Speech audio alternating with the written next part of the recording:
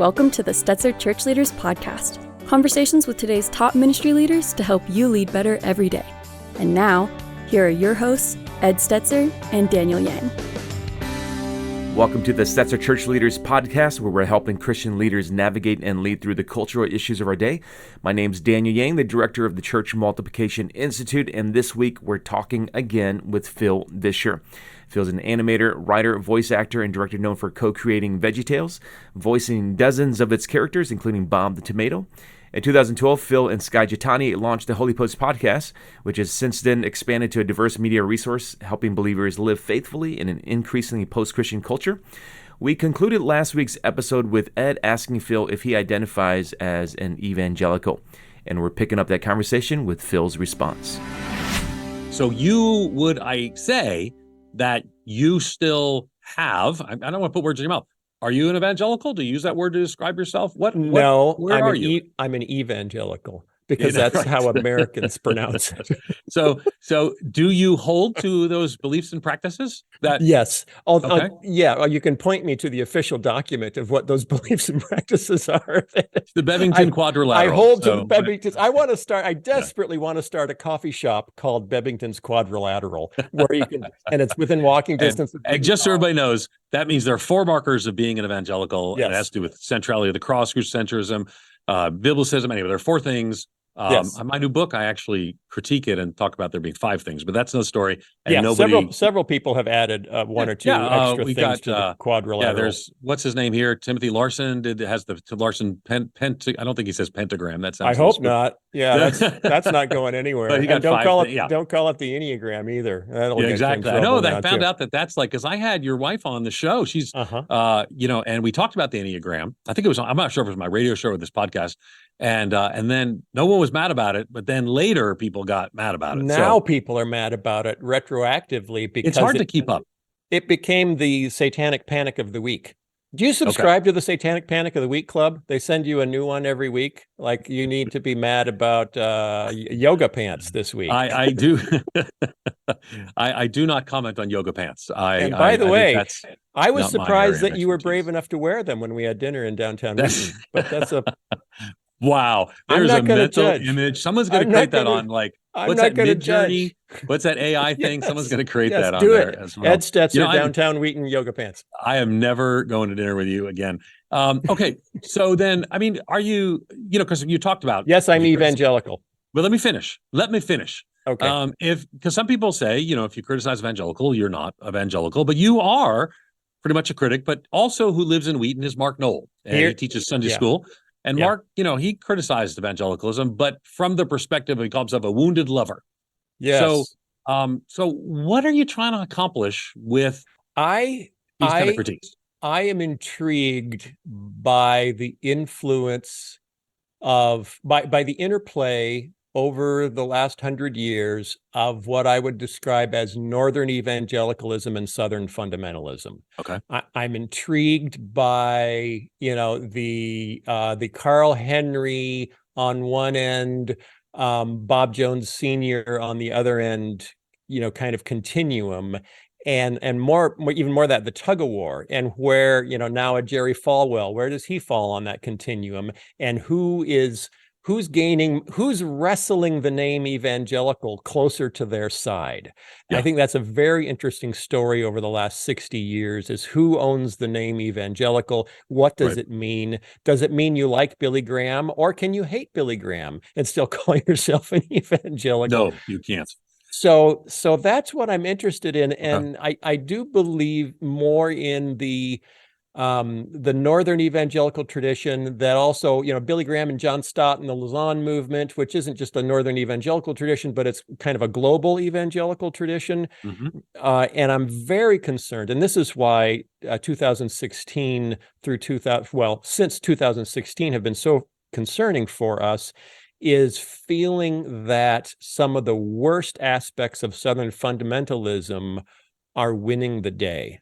And creating a new global impression of historic evangelicalism.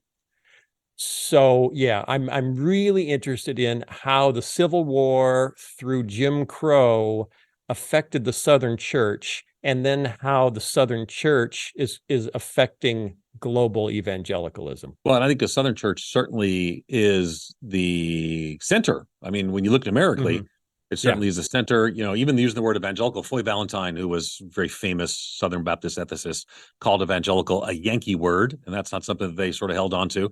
I'm of the view, and I'm actually writing my chapter on this, that people are right now wrestling. Everyone's grabbing for the wheel of what evangelicalism is and will be. I am, and you are as well. That's why you and I have to get it. We have to get the wheel. Jesus. And I don't know that I want the wheel for the power, but I do think that, I kind of use the metaphor. Well, I'd like it to influence the wheel for avoiding pedestrians. Okay. That's taking the metaphor a little more distant, but I do think that we're in a time of contested evangelical identity. I think that's absolutely what I'm trying to get to. And absolutely. And it's becoming cultural and political and not a theological conviction. So when you read 100%. Stephen Wolfe's book on Christian nationalism, or the piece he wrote this week in the American Reformer, where he said, in the name of Christian hospitality, we need to kick out all illegal immigrants because they're damaging the cohesion of our communities. My guess is he didn't say it exactly like that, but he said deport. One of the concerns I have is evangelicals have a high xenophobia on some of these issues. So we're all sort of wrestling for, and the metaphor I actually build on is that Billy Graham kind of shaped it, and along with people like Harold Lockingham and Carl Henry and others, and shaped what was institutional evangelicalism, like a potter shapes this, and they actually call it throwing clay. There are parts that they threw out and parts that they threw in. That's what that's called. What do you think needs to be thrown out for a healthy, vibrant future evangelicalism? And what do you think needs to be thrown in for a healthy, vibrant evangelicalism? Oh, man. I don't. Is that all right? Can I ask that? That's not a question you can ask that. That might be above my pay grade. Well, you sort of already talked some about your concern about issues of immigrants. Someone just tweeted a really nice summary based on one of Stott's books of the difference between evangelicalism and fundamentalism, according to John Stott. And if John Stott said it, it's when it comes to the identity of evangelicalism, we got to listen. Yeah, I think that's worth listening to. Yeah. And I really resonated with it, and there's because I had long ago on the podcast tried to come up with 7 distinctives between evangelicalism and fundamentalism, and one of the big ones was just pugilism, just the love of fighting, and because you see it in the early 20th century, kind of in the break between William Bell Riley and other dispensationalists that didn't want to be all about culture wars. So William Bell Riley, took the World Christian Fundamentalist Association in a culture war direction, where it was all about rooting out Bolshevism, liberalism, and I forget what his other one was, liberal theology, communism. Higher criticism was part of his and concern. Evolution. Yeah, evolution. Yeah. So there's a subset of conservative Christians, because my family tradition is on the fundamentalist side of the fundamentalist modernist Simpson, you're coming out of CMA, sure. Yeah. So my whole world is on the fundamentalist side of the fundamentalist modernist controversy. But then there's a split, in the 40s with Ockenga and Henry and others, between trying to recover a more wholesome evangelicalism from a more reactive, culture warring separatist evangelicalism or fundamentalism. And I'm just like, there's something precious in there, in the middle. And it's so easy to either give it all up and just say, I just do activism for the sake of activism. I do justice for the sake of justice, or to give it all up the other way and go all in, and say, I'm just going to police yoga pants. That's my thing. And there's something beautiful in the middle of, okay, no, we're following Jesus. And Jesus didn't spend a whole lot of time policing women's garments, didn't spend a whole lot of time policing what music you were listening to. How do we follow Jesus and be constructive towards creation and, and the neighborhoods that we're in? Not be reactive, not be separatist, but also not throw away the distinctives of the faith, not throw away orthodoxy for the sake of relevance, but not add on to orthodoxy for the sake of my culture that I'm trying to preserve. So I think like everything you just said, That makes sense. I think I might 100% agree with. Ed, but you don't yes. have any argument with me, Ed. Actually, I do, but Ed? because I would, we talked about this over dinner. I think some clarity on some issues would serve you better than the constant I hear you. Asking the follow-up question that without actually giving the answer. I'm a host. I'm a host. Okay, I'm not a theologian. You're not a host on this, though. You're not a host on this. So here's what I think. Partly, you're trying to advocate for something, but you're whereas people who are opposed to you are very clear what they want. They want people like you out of evangelicalism. Yes. But you seem to be less clear on. And so why not say this is what should go in, this is what should go out? Or is that just a question that you haven't thought about before? I think that's a boundary policing that is part of what I don't want to engage in. But you are literally saying evangelicalism should not be neo-fundamentalism. Is not that boundary policing? A little bit. But it's not a little bit. It's completely boundary policing. You're basically saying, I wish this was not who we were, which means I want you to stop or go away. Okay. Two options, right? Stop being that way or go away and don't. No. What I would say is, hey, everybody, let's define. Hey, everybody. How about you say, hey, everybody? Okay. Hey, everybody. That's the evangelical industrial complex. Let's define this as not classic evangelicalism. Right. Let's say racism is not part of classic evangelicalism. Let's say, there's a whole host of things. This is not part of classic evangelicalism. Right. Now, I'm not going to say, hey, women in the pastorate, is it or isn't part of classic evangelicalism? There have always been a multiplicity of points of view. Sure. If you're, Assembly of God, you've always had women in the pulpit. So there's your historic denomination, Christian Missionary Alliance, literally just changed their mind to a kind of a, it's like not quite egalitarian, but sort of a in between sort of view. Yes. Yeah. Yes, we're in the muddy middle now, but at least, whatever. I'm not trying. What I'm more likely to do is say, hey, I want to elevate a voice that has some really clear thinking about this issue. I'm not convinced my thinking is always really clear. Okay. I don't listen to a lot of podcasts, but I do listen to yours. But sometimes when I listen to your podcast, I'm like, I want you to say, what's your solution? I hear the problem. I share concerns about the problem. What's the solution? And that's probably what I'm a little bit pressing here on is what do you want? I know you want a children's program, but what do you want? Vague. That's very vague. For more than that. I just want free ice cream. I want one day a year for there to be free ice cream. Free ice cream when it snows? I would like to hold to the fundamentals while agreeing that we all just can't make everything that we love a fundamental. Right. We can't elevate everything. If everything is an essential, then that's literally the definition of parts of fundamentalism.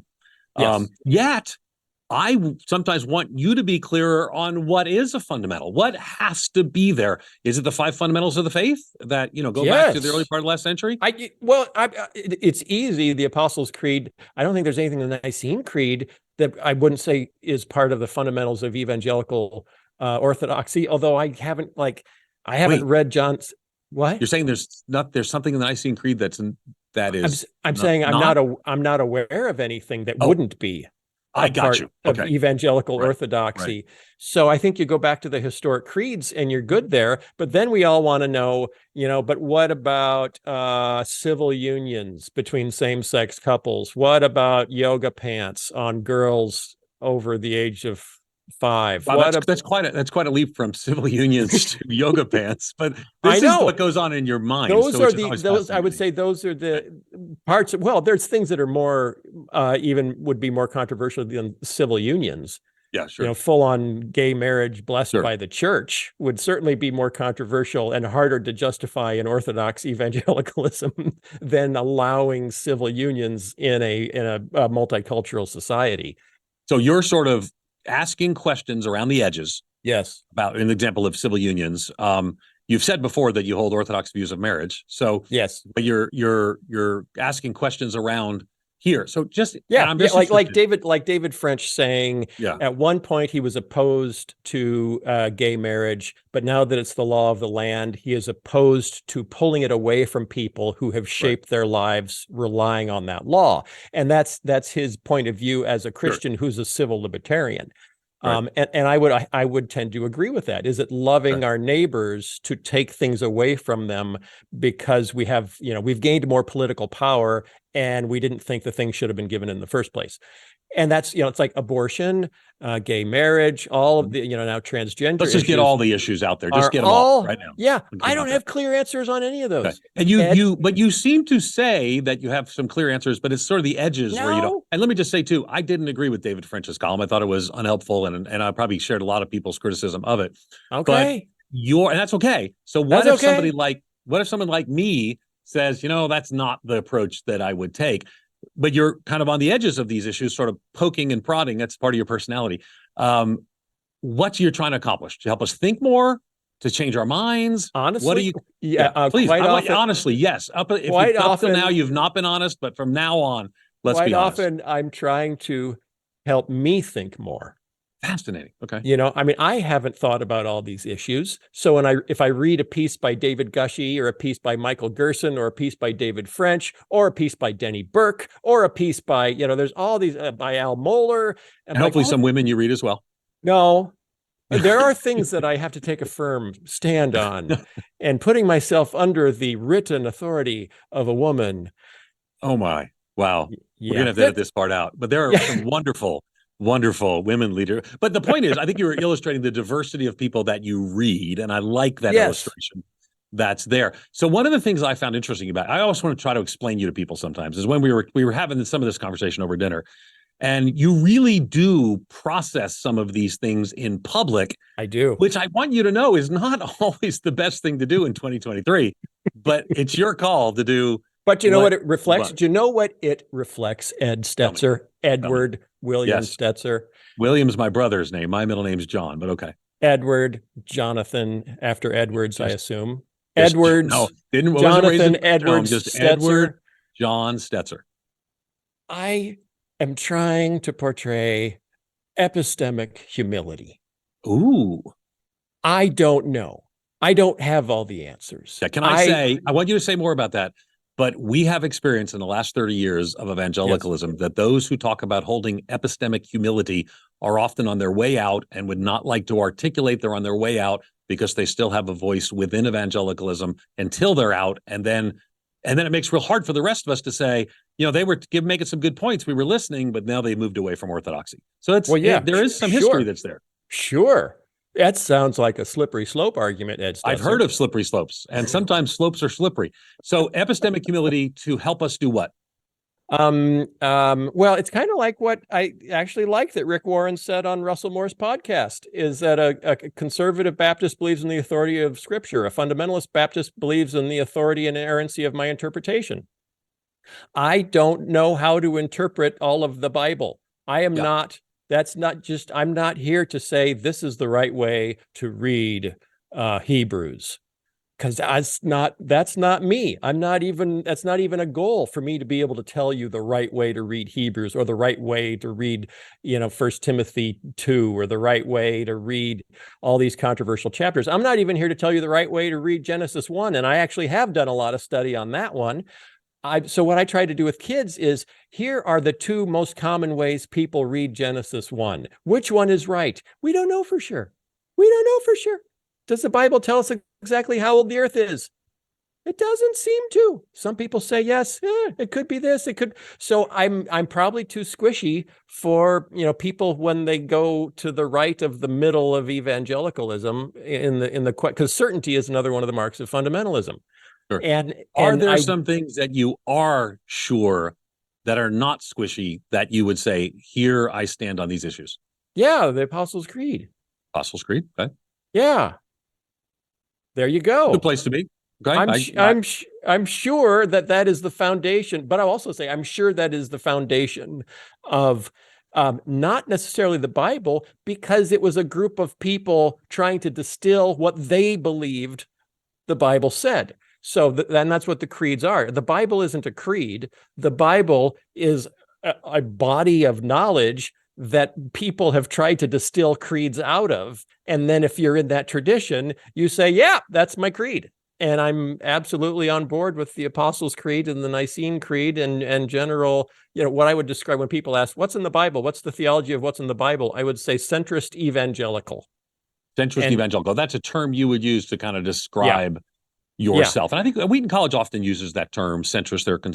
Now, having said that, I'm not sure if, now that I know how far out there evangelicalism goes, on the conservative side, where women now can't run parachurch ministries, where, referencing that John Piper just answered a question and said that women shouldn't run parachurch ministries. Or you got to give context. You can't just casually mention these things.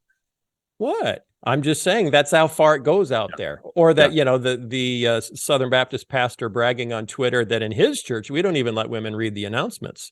Mm-hmm. That's how seriously we take the Bible. So I think part of the challenge, though, is to remember just how, like, if people can't see or are listening by the podcast, but if I hold my hand out and this is evangelicalism, the centrist evangelicalism is not in the center of all of evangelicalism. This is It's true. way to the, we use left and right, but it's way to the left side where the center is. Because conservative evangelicalism is huge. And it just goes on and on and on. It goes on all the way to, Jesus wore pants because he would never wear a dress. And of course, fundamentalists don't consider themselves part of evangelicalism, but we actually do consider fundamentalists part of evangelicalism because it's part of how we count them being born again and that kind of stuff. Well, or evangelicalism is a part of fundamentalism historically. So, Or comes, neo-evangelical comes out of some of those things. And again, I could talk about 5 hours on this, but are we even making sense anymore, Ed? Is anyone still listening? We're so inside my team who's listening is very much enjoying this, but here's my question for you. Okay. This is your last chance to ask me that hard-hitting question that I promise I'll answer. If we listen to you, what's evangelicalism going to look like? Oh, that's a good one. John Stott on a bicycle. In other words, someone's going to make a mid-journey. Someone's going to use AI and create John Stott on a bicycle, and we'll make that the image for this episode. The classic strains of British Northern America, Northern evangelicalism, but not taking itself seriously. Quite so seriously. Hence the bicycle. So that's going to be conversionist, seeing men and women trust and follow Jesus as Lord and Savior. Stott was very passionate about that. That's going to be biblical teaching on issues of gender and sexuality. Stott was very clear on that. That's going to mean, social concern. Stott writes about this on more than one occasion about caring for the least of these, the poor, those without. So a Stottian evangelicalism would be something that you would say that's a win. Absolutely. With a few exceptions, I could get on board with that. Yeah, and I'm not a Stott scholar. So I've read summaries, and that's why I'm often reticent to make bold declarative statements, because Enneagram, if it's not satanic, then I can use it. So I'm right now assuming it's not satanic. I'm a 5. 5s love to learn. They love to acquire knowledge, but the biggest fear of a 5 is revealing himself to be ignorant because he hasn't learned enough and he spoke. Mm-hmm. That's interesting. And I wish people would, again, partly people will talk to me and they're mad about you saying something or doing something. And I'm like, I don't always agree with you. Obviously, we've had some pretty robust discussions, private discussions, and now we're having a good, robust one here. But I think understanding your framing as an Enneagram 5, I have learned things from you. You have helped me grasp things better. And at the same time, you drive me crazy with your lack of clarity. I just want clarity as kindness. Just be clear on these issues and then say, I think this, but here's where I have questions. But you don't. You say you focus on the questions because in some ways you're still trying to learn. Yeah, and I intentionally avoid highly declarative statements on Twitter. On Twitter, if people are trying to pin you down and demanding you make a highly declarative statement. You like literally, because I watch you sometimes and I text you sometimes. Insane. I text you and say, stop this, because I know what you believe. We've had conversations about this. and yet you won't just say it. So why will you not just say it?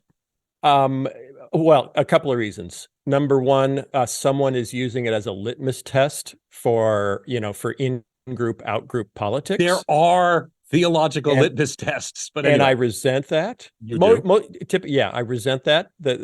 Especially when in a performative setting. So That's I've got you cornered on Twitter. It's like someone coming to your door, knocking on the door, demanding you come out on your front porch and yell loudly your position on Proposition 28 that's coming before the, the Planning Commission. It's like, I resent you demanding that I do that for your purposes. So I'm just going to have a little fun with you, and I'm going to see if I can get you chasing your tail in a circle. I just want to say clarity is kindness, brother. Be clear what you believe. We don't have to agree. But there are also subjects where, if in a public context you say something pithy, and it's a subject that is deeply personal to people, particularly people that are in an outcast community. I'd rather not say anything than say something that could wound someone where I'll never know it and never have a chance to explain what I meant. So I resist publicly declarative statements that are demanded, and will often have fun with the demander. Yes, it's fun for you. When Lisa and I are texting, it's not as fun for us. Oh, Ed, you're not in it. Make him stop. You're not in it. It doesn't affect you. Oh, I don't jump into those kind of Twitter things. Twitter is not a great place for thoughtful conversation. And I'm trying to do less of that, because I noticed. It's not great for my question. I seem to say last question, but pastors and church leaders who listen to your podcast, and there's a lot of them. They do. Many have said is that they've kept them tethered to their faith, that somebody is asking these questions. There is a safe place to have some of these conversations. For others, they probably don't like necessarily some of the ways those conversations flow. People have different opinions. For pastors and church leaders, they have a lot of people in their church who maybe are like that kid who listened to Veggie Tales. It's at the back door trying to figure it out. You can have listened to the podcast, but what advice, this is really the last question. We went much longer than we should have, and I thank you for your graciousness, but what advice would you give to that pastor to help minister to that person with questions? I'd be willing to say, I'm not sure. Sure. Let's study that issue together. It's feeling the need to always have the answer to everything. To kind of to justify the position that you've been put in. It was so helpful. And I mentioned this somewhere. I remember going to my mother when I was in high school, and I was in a unit on evolution. And I just went to my mother, who grew up when she was 8 years old. She was sitting on a couch in her grandfather's living room with Bob Jones Jr. on one side of her on the couch and Bob Jones Sr. on the other side of her in the couch. Wow. And she was in between the two of them. So that's her upbringing. I went to her and said, do we believe in evolution? And there was a long pause, and she looked at me and she said, I don't really know. And what that did for me was it gave me permission to study the issue and draw my own conclusion. I am going to go dive in and study this issue. And then as opposed to handing your kid, a whole list, the 40-page voter's guide. This is who you're going to vote for in every race. Hey, let's talk about issues. And let's look for how biblical truth, how the Great Commandment, how the Sermon on the Mount applies to these issues. And we may come to different conclusions then. We might decide to have different border policy. We might decide to have different attitudes towards women or towards the LGBTQ community. We might decide to have different, but we're both starting with the Sermon on the Mount. We're both starting with the Great Commandment. We're both starting with a commitment to following Jesus. And then we hold each other with enough love to say, all right, you've decided that you're inviting these people into this situation. I disagree with you, but that's okay, because I know that you're also following Jesus and trying to do, your best. So I'm really just going for the humility to say, I have full confidence in Scripture and much lower confidence in my inerrancy as an interpreter thereof. Ladies and gentlemen, Phil Vischer, thanks for taking the time to talk with us. You're welcome, Ed. You've been hearing from Phil Vischer. You can learn more about him at philvischer.com. Be sure to check out his podcast, The Holy Post, at holypost.com. And thanks again for listening to the Stetzer Church Leaders podcast.